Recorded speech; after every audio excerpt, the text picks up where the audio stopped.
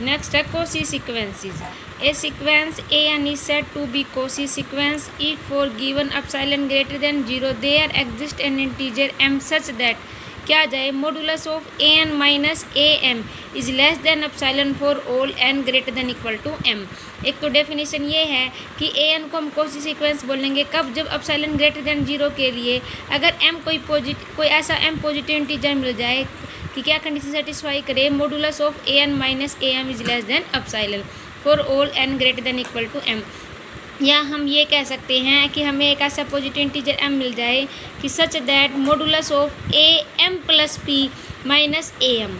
अब m plus p m से बड़ा हो गया ना, यहीं पे हमने यही कहा था कि n बड़ा हो किससे, m से, और यहाँ पे m प्लस पी एम से बड़ा हो जाएगा ना, तो यही कह रहा है कि modulus of A M plus P minus A M का modulus is less than epsilon for all P belongs to natural number. Natural number है तो पी 1 से स्टार्ट होगा, तो m प्लस 1 m से बड़ा हुआ ना, तो ये क्या आपके पास कोसी सीक्वेंस की डेफिनेशन है। अब इसका एग्जांपल है सीक्वेंस 1/n। ये क्या है, एक कोसी सीक्वेंस है। क्या है ये, एक कोसी सीक्वेंस है। एग्जांपल्स करते हैं इस पर बेस। हमें शो करना है कि जो ये सीक्वेंस गिवन है वो कैसी सीक्वेंस है, कोसी सीक्वेंस है। अब ए एन क्या गिवन है, 1/n का स्क्वायर। अब for all n greater than equal to m के लिए modulus of A N minus A m क्या हो जाएगा, 1/n square minus 1/m square.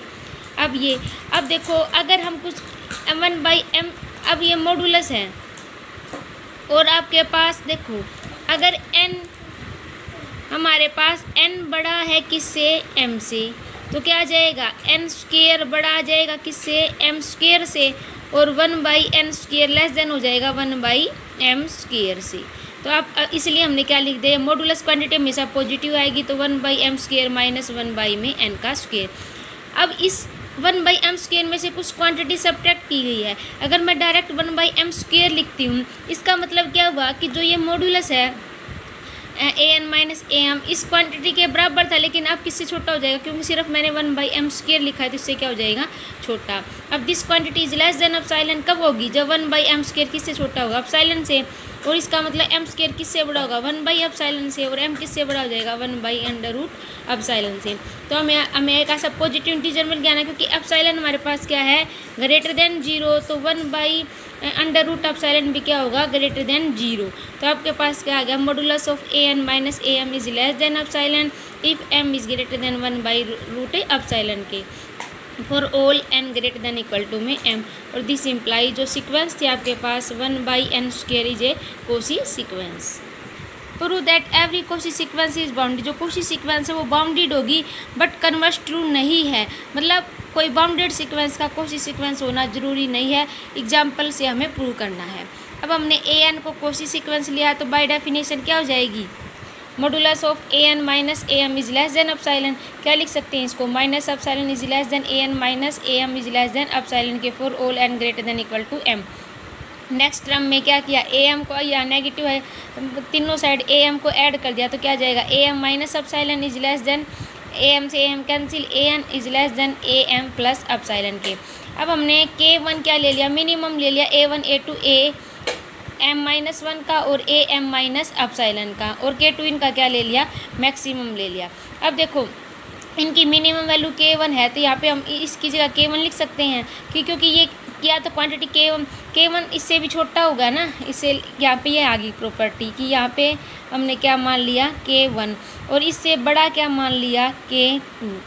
अब K1 और K2 के बीच में आ गया ना, इसका मतलब AN सीक्वेंस कैसी है, बाउंडेड। लेकिन हर एक सीक्वेंस जो बाउंडेड हो उसका कोसी सीक्वेंस होना ज़रूरी नहीं है। एग्जाम्पल आ गया -1 की पावर n, -1 1 -1 1, ये एक कोसी सीक्वेंस नहीं है, बाउंडेड तो है बट कोसी सीक्वेंस नहीं है। A sequence converge if and only if it is a Cauchy sequence. ये रिजल्ट सिर्फ कब ट्रू है, जब आप रियल नंबर पर काम करें। किस पर काम कर रहे हैं, रियल पर। ये रिजल्ट ट्रू नहीं है जब हम किस पर काम कर रहे हो, कॉम्प्लेक्स नंबर पर। यहाँ पर ये रिजल्ट ट्रू नहीं है, लेकिन हम कहाँ पर काम कर रहे हैं, ओनली ऑन रियल नंबर पर काम कर रहे हैं, इसलिए यहाँ पर ये रिजल्ट क्या है आपके पास, ट्रू है।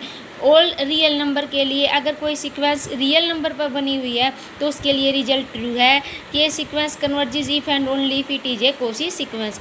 आपका रियल नंबर पर काम चल रहा है, कॉम्प्लेक्स नंबर नहीं है, इसलिए इसने इसको general result as a result दे दिया। वैसे अगर हम कॉम्प्लेक्स पर भी काम करते तो यहाँ पर मेंशन होता over R set of real number. अब हमें प्रूव करना है अगर सीक्वेंस कोसी है तो वो क्या कन्वर्जेंट होगी, और अगर कन्वर्जेंट है तो वो क्या होगी कोसी। हम मान के चले कि सीक्वेंस कैसी है कन्वर्जेंट है और कहाँ पर कन्वर्ज कर रही है एल पर कन्वर्ज करती है। अब हमें प्रूव करना है कि ए एन सीक्वेंस कैसी होगी कोसी, ए एन सीक्वेंस कैसी होगी कोसी। अब ए एन कन्वर्ज करती है एल पर, बाय डेफिनेशन क्या आ जाएगा modulus of A N minus L is less than epsilon by 2। अब A N for all N greater than equal to M, तो एम पर्टिकुलर एम के लिए भी होगा तो modulus of A M minus L भी किससे छोटा होगा एप्सिलॉन बाई 2 से। अब हमने क्या ले लिया जो कोसी प्रूव करना, अब हमें इसको एप्सिलॉन से छोटा दिखाना है तो हमने ले लिया modulus of A N minus m, इसमें एल सब्ट्रैक्ट कर दिया और एल को क्या कर दिया add.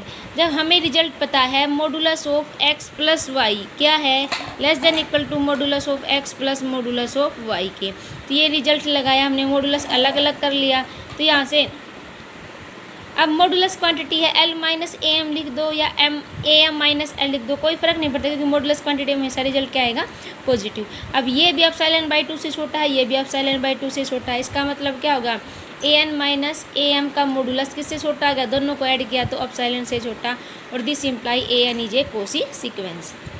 Next converse a n Cauchy sequence है और हमें प्रूव करना है ए एन कैसी होगी कन्वर्जेंट। अगर कोसी सीक्वेंस है तो रिजल्ट क्या आ गया modulus of A N minus A M is less than epsilon by 3। Epsilon कोई नंबर ही तो लेते हैं तो हमने अपनी कन्वेंस के हिसाब से क्या ले लिया एप्सिलॉन बाई 3। अगर आप डाउट होता है कि एप्सिलॉन बाई 3 कैसे लें तो एक बार आप एप्सिलॉन ले लें, फिर बाद में एडजस्टमेंट के हिसाब से एप्सिलॉन बाई 3 एप्सिलॉन बाई 2 कर लेना।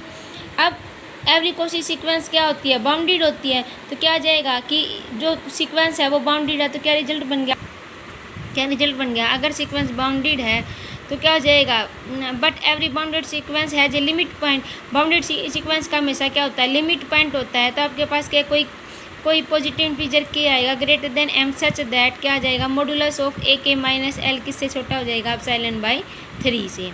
अब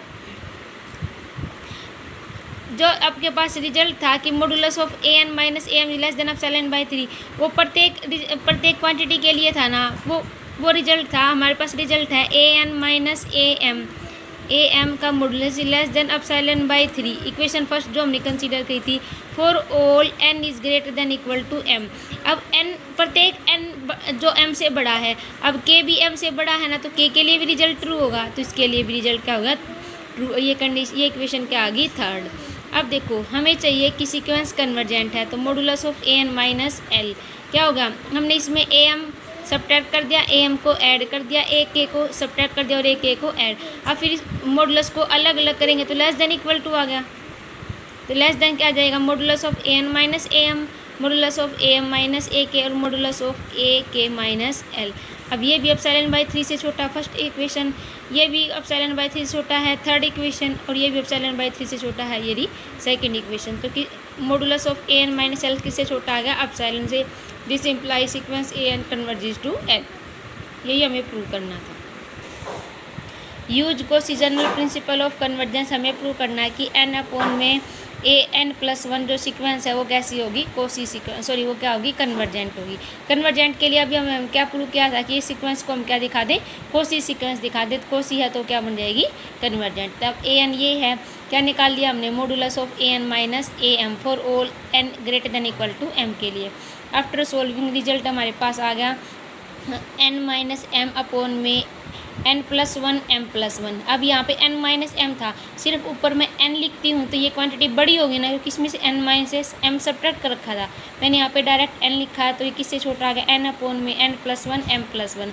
अब यहाँ पर एन प्लस 1 और एम प्लस 1 है, उसकी जगह जब मैंने डायरेक्ट एन और एम लिखा है, डिनोमिनेटर जितना बड़ा होगा क्वान्टिटी उतनी ही क्या होगी छोटी, तो इसलिए मैंने एन एम लिखा तो ये इससे ये क्या आ गया छोटा आ गया, मतलब एन अपॉन में एन अपॉन इंटू एम क्या है बड़ा है, एन से एन कैंसिल 1 बाई एम, मतलब modulus of A N minus A m किससे छोटा आ गया 1 बाई एम से। और ये एप्सिलॉन से छोटा कब होगा जब 1 बाई एम किससे छोटा होगा एप्सिलॉन से, और ये एप्सिलॉन छोटा कब होगा जब एम किससे बड़ा होगा 1 बाई एप्सिलॉन से। तो दिस इम्प्लाई हमारे पास एक पॉजिटिव इंटीजर एप्सिलॉन अगर 0 से बड़ा है तो 1/एप्सिलॉन भी 0 से बड़ा होगा, तो हमें पास एक ऐसा पॉजिटिव इंटीजर m आ गया जो किससे बड़ा है 1/एप्सिलॉन से, और सच that modulus of an minus am is less than epsilon for all n greater than equal to m, और this imply an is a Cauchy sequence, then every Cauchy sequence is convergent, तो this imply जो sequence है an n upon में n+1 वो क्या होगी convergent. an sequence है 1 + 1/5 + 1/9 सो on plus में 1/4 n -3, ये कन्वर्जेंट नहीं है, बट जो डिफाइंड की है bn 1/n इंटू में an ये कन्वर्ज करेगी कहाँ पर 0 पर। तो इसके लिए हमें क्या दिखाना दे कि जो an सीक्वेंस है वो कोसी सीक्वेंस नहीं है, कोसी सीक्वेंस नहीं है तो वो कन्वर्जेंट भी नहीं होगी। ये am था, फिर हमने क्या निकाला a2m, फिर हमने a2m में से am को सब्ट्रैक्ट किया तो रिजल्ट हमारे पास ये आया है। अब देखो हम ये है 4m+1, इससे बड़ा डिनोमिनेटर ले रहे हैं 8m, यहाँ इसकी जगह भी 8m, तो डिनोमिनेटर जितना बड़ा होगा क्वांटिटी उतनी छोटी होगी, तो ये पहले वाली क्वांटिटी इससे क्या आ जाएगी बड़ी, क्योंकि यहाँ पर हमने डिनोमिनेटर को बड़ा कर दिया। अब ये क्वांटिटी कितने टाइम थी m टाइम, तो इनको ऐड करेंगे क्या आ जाएगा m अपॉन में 8m, m से m कैंसिल 1/8, मतलब modulus of a2m minus am किससे बड़ा आ गया 1/8 से, लेकिन एप्सिलॉन ग्रेटर देन 0 बड़ा है, और एप्सिलॉन की वैल्यू हम क्या ले लें 1/8 ले लें, एप्सिलॉन की वैल्यू हमने क्या ले ली 1/8, तो modulus of a2m minus am किससे बड़ा गया एप्सिलॉन से, इसका मतलब ये कोसी सीक्वेंस नहीं है, कोसी सीक्वेंस नहीं है तो ये कन्वर्जेंट भी नहीं होगी। बट bn क्या है 1/n इंटू में an, bn 1/n an की वैल्यू पुट कर दी 1 + 1/5 + 1/9 सो ऑन प्लस में 1/4 n -3। अब tn क्या बन गया 1 अपॉन में हमने लास्ट टर्म को ले लिया 4n -3, tn को हमने जो ये लास्ट टर्म थी वो क्या मान ली tn, limit n tends to infinity, tn क्या आ गया हमारे पास 1 अपॉन में 4n -3, n को इन्फिनिटी पुट करोगे 1/∞ 0।